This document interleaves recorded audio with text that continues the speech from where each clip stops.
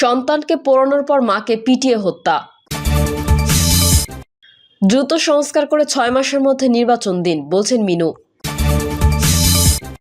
পিলখানার ঘটনায় শেখ হাসিনার ফাঁসি হবে, বলছেন আমান। এবং সর্বশেষ জানাবো সুষ্ঠু নির্বাচন আয়োজনে মাঠে নামার নির্দেশ। এতক্ষণ শুনছিলেন সংবাদ শিরোনাম, এবারে বিস্তারিত। তবে তার আগে অনুরোধ থাকবে আমাদের চ্যানেলটি সাবস্ক্রাইব করে বেল আইকনটি ক্লিক করুন। সন্তানকে পোড়ানোর পর মাকে পিটিয়ে হত্যা।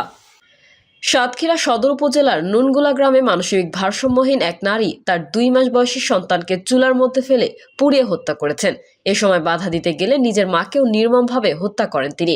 স্থানীয় সূত্রে জানা গেছে, অভিযুক্ত শান্তা প্রথমে তার শিশুকন্যা আশরাফিকে চুলার মধ্যে ফেলে পুড়িয়ে হত্যা করেন। শিশুটিকে বাঁচাতে গেলে তার মা হোসনে আরাকেও লাঠি দিয়ে আঘাত করে হত্যা করেন শান্তা। এ ঘটনার পর শান্তা পাশের বাড়িতে গিয়ে নিজেই স্বীকার করেছেন যে তিনি তার মা ও মেয়েকে হত্যা করেছেন। খবর পেয়ে সাতক্ষীরা সদর থানার পুলিশ দ্রুত ঘটনাস্থলে পৌঁছে শান্তাকে হেফাজতে নেয়।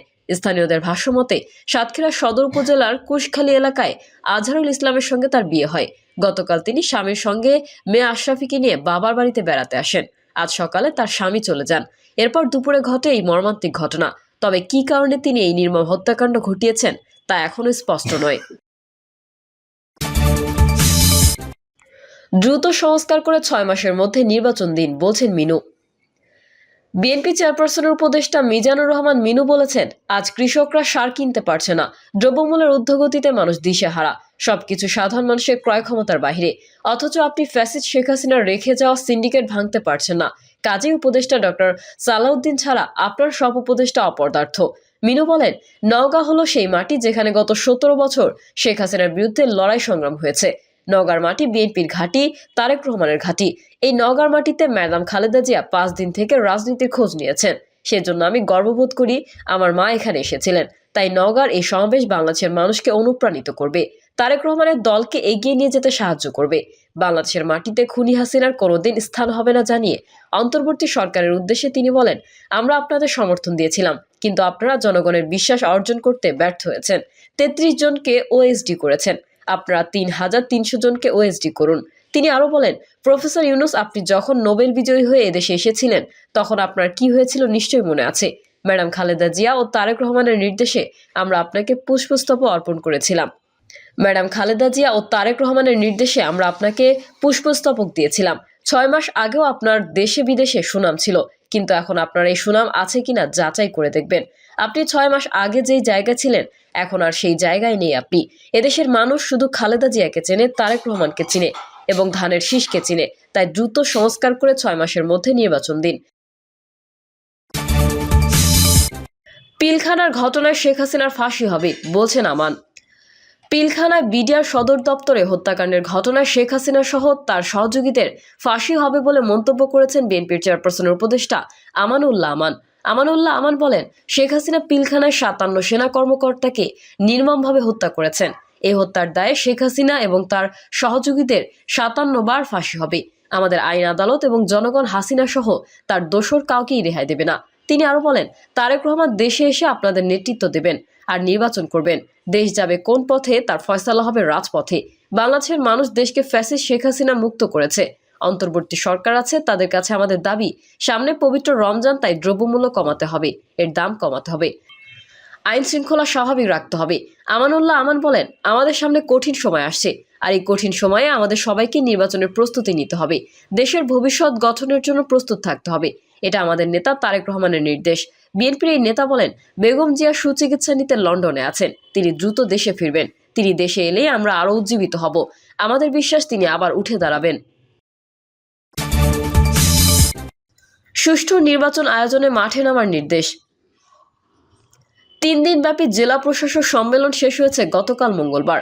মাঠ পর্যায়ে সাহস নিয়ে দেশের জন্য প্রয়োজনীয় কাজ করার জন্য এই সম্মেলনে ডিসিদের নির্দেশ দিয়েছেন প্রধান উপদেষ্টা, অন্যান্য উপদেষ্টা এবং সরকারের ঊর্ধ্বতন কর্মকর্তারা। আইন ও সংবিধান অনুযায়ী ডিসিদের স্বাধীনভাবে কাজ করতে বলা হয়েছে। সুষ্ঠু নির্বাচন নিশ্চিত করতে সর্বোচ্চ ক্ষমতা প্রয়োগের নির্দেশও দেওয়া হয়েছে তাদের। গতকাল সম্মেলনের শেষ দিন রাজধানীর ওসমানী স্মৃতি মিলনায়তনে বিভিন্ন মন্ত্রণালয় বিভাগের 11টি অধিবেশন অনুষ্ঠিত হয়। এরপর দ্বিতীয় পর্বে মন্ত্রিপরিষদ বিভাগের নবনির্মিত ভবনে 3টি অধিবেশন হয়েছে। নৈশভোজের মাধ্যমে রাত 10টায় সম্মেলন শেষ হয়। ডিসি সম্মেলনে এই প্রথমবারের মতো তাদের সঙ্গে বৈঠক করেছেন নির্বাচন কমিশন। গতকাল অধিবেশন শেষে প্রধান নির্বাচন কমিশনার এএমএম নাসির উদ্দিন সাংবাদিকদের বলেন, সুষ্ঠু ও সুন্দর নির্বাচন অনুষ্ঠানের জন্য আইনের মধ্যে থেকে জেলা প্রশাসকদের সর্বোচ্চ ক্ষমতা প্রয়োগের নির্দেশনা দেওয়া হয়েছে। এখন থেকেই নির্বাচনী প্রচার চালাতে এবং জনগণকে সচেতন করে তুলতে নির্দেশ দিয়েছি। নির্বাচন কমিশনের পক্ষ থেকে জেলা প্রশাসকদের কোনো চাপ দেওয়া হবে না। কোনো চাপ এলে সেটা নিজেদের সর্বোচ্চ ক্ষমতা দিয়ে প্রতিহত করতে হবে। ডিসিদের উদ্দেশ্যে সিইসি বলেন, ব্লেম গেম বাদ দেন। অতীতে কি হয়েছে সেটা না বলে ভবিষ্যতে কি করবেন সেটা নিয়ে ভাবেন, কাজ করেন। নির্বাচনের সময় উপর থেকে কোনো চাপ আসবে না।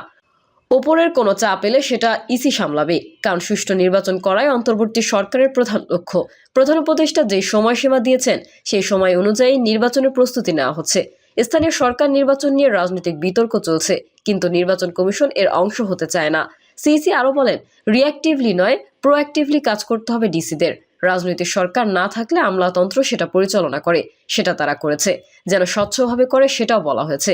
এর আগে সম্মেলনের উদ্বোধন অনুষ্ঠানে ডিসিদের উদ্দেশ্যে প্রধান উপদেষ্টা ডক্টর মোহাম্মদ ইউনূস বলেছিলেন, এই সরকারের আমলে কারো রক্তচক্ষু বা ধমকের কারণে কোনো কাজ করার প্রয়োজন নেই। কারো ধমক শুনবেন না। নিজের মতো করে যেটা আইন, যেটা দেশের জন্য করা দরকার সেটা করতে হবে। দেশের আইন শৃঙ্খলা পরিস্থিতি স্বাভাবিক রাখতে জেলা প্রশাসকদের সজাগ থাকার নির্দেশ দেন তিনি। একই সঙ্গে প্রধান উপদেষ্টা নিত্য প্রয়োজনীয় দ্রব্যের বাজার দর নিয়ন্ত্রণে মাঠ পর্যায়ে প্রয়োজনীয় ব্যবস্থা গ্রহণের নির্দেশ দেন। নির্বাচনে নির্ভয়ে কাজ করতে পারবেন ডিসিরা। সম্মেলন শেষে এক ব্রিফিংয়ে পরিবেশ উপদেষ্টা রিজওয়ানা হাসান বলেন, নির্বাচন সুষ্ঠু করতে ডিসিরা নির্ভয়ে কাজ করতে পারবেন, কারণ নির্বাচনের ফলাফল কোনো দলের পক্ষ থেকে প্রভাবিত করার সুযোগ নেই। তাদের ওপর কোনো ধরনের চাপ বা প্রভাব থাকবে না। এবারের নির্বাচন অন্তর্বর্তী সরকারের অধীনে হবে, তাই এবার ডিসিদের দলীয় তকমা থাকার সুযোগ নেই। এরপরও কোনো ডিসির ব্যাপারে কারো আপত্তি থাকলে আমাদের জানালে বিবেচনা করে ব্যবস্থা নেওয়া হবে। আইন ও সংবিধান মেনে কাজ করার পরামর্শ। সম্মেলনে আইন মন্ত্রণালয় সম্পর্কিত অধিবেশনের ডিসিদের আইন ও সংবিধান অনুযায়ী কাজ করার নির্দেশ দেন আইন উপদেষ্টা আসিফ নজরুল। তিনি বলেন, আইন নীতিমালা ও সংবিধানে যা আছে সেটি মেনে চললে জনগণের সেবা দেওয়া আর কল্যাণ করা ছাড়া জেলা প্রশাসকদের কোনো কাজই নেই। মেধাবী মানুষেরা জেলা প্রশাসক হিসেবে কাজ করেন বা প্রশাসনে আসেন প্রতিযোগিতামূলক পরীক্ষার মাধ্যমে। রাষ্ট্রের এত বড় রিসোর্সকে গত ফ্যাসিস্ট সরকার জনগণকে অত্যাচার নিপীড়ন করার জন্য এবং তাদের অপকর্ম জায়েজ করার জন্য ব্যবহার করেছিল। আসিফ নজরুল বলেন, আমরা আশা করব ভবিষ্যতে বাংলাদেশে যে দলই ক্ষমতায় আসুক, প্রশাসন ক্যাডারের যে অসীম সম্ভাবনাময় শক্তি রয়েছে, একে যেন জনগণকে নিপীড়নের কাজে না লাগিয়ে সংবিধান অনুযায়ী জনগণের সেবা করার কাজে লাগানো হয়। যতদিন ডেভিলরা থাকবে ততদিন অভিযান। গতকাল সকালে এক অধিবেশন শেষে স্বরাষ্ট্র উপদেষ্টা লেফটেন্যান্ট জেনারেল জাহাঙ্গীর আলম চৌধুরী বলেন, দেশে যতদিন ডেভিল থাকবে ততদিন যৌথ বাহিনীর বিশেষ অভিযান ডেভিল হান্ট চলবে। তিনি বলেন, ডিসিদের কিছু প্রশ্ন ছিল, আমরা সেগুলোর জবাব দিয়েছি। আমাদের বড় আশা, দেশ থেকে দুর্নীতি কমতে থাকবে। দুর্নীতি কমাতে না পারলে উন্নতি হবে না। মৎস্য ও প্রাণী সম্পদ উন্নয়ন ব্যাংক করতে চান উপদেষ্টা। দাদন থেকে মৎস্যজীবী ও খামারিদের বাঁচাতে মৎস্য ও প্রাণী সম্পদ উন্নয়ন ব্যাংক করার কথা ভাবা হচ্ছে বলে জানিয়েছেন মৎস্য ও প্রাণী সম্পদ উপদেষ্টা ফরিদা আক্তার। তিনি বলেন, এ বিষয়ে কথা হয়েছে ডিসি সম্মেলনে। গবাদি পশু পালনকারীদের কৃষি ঋণ সুবিধার আওতায় অন্তর্ভুক্ত করতে চাই আমরা। জাল যার জলা তার নীতি অনুসরণ করে প্রকৃত মৎস্যজীবীদের সরকারি জালমহল ইজারা দেওয়ার নির্দেশনা দেওয়ার রয়েছে ডিসিদের। নিয়োগ বাতিল হওয়া প্রার্থীদের প্রতি সরকার সহানুভূতিশীল। প্রাথমিক ও গণশিক্ষা উপদেষ্টা অধ্যাপক ডক্টর বিধান রঞ্জন রায় পোদ্দার জানিয়েছেন, সব ধরনের আইনি প্রক্রিয়া অনুসরণ করেই সহকারী শিক্ষক নিয়োগের ফল ঘোষণা করা হয়েছিল।